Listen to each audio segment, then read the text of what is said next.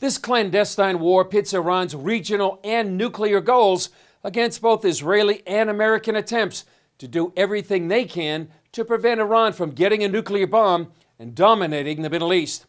But the regime is also fighting the rise of COVID-19. So why is the virus being called a pandemic of hope? CBN's George Thomas explains.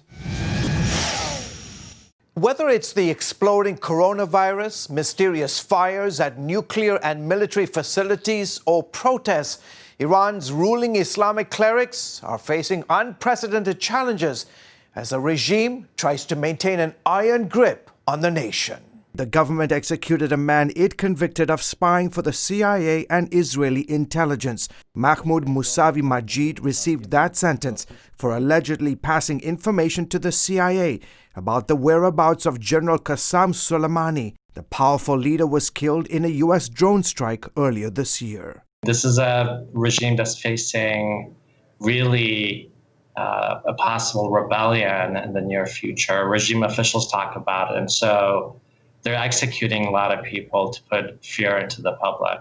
The execution follows a string of mysterious fires and explosions around the country.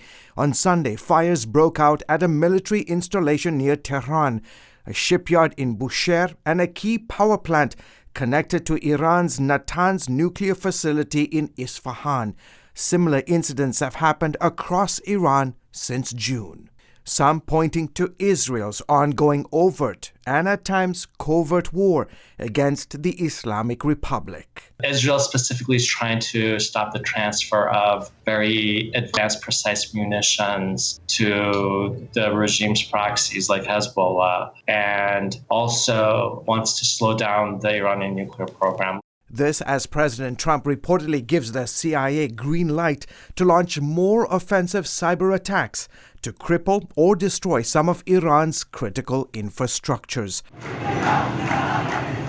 All this against the backdrop of ongoing government protests and a remarkable revival that's witnessing thousands of Muslims turning to Christianity in the midst of COVID-19. That's why we call this a pandemic of hope. Mike Ansari runs Mohabbat TV, one of the most popular Christian satellite channels in Iran.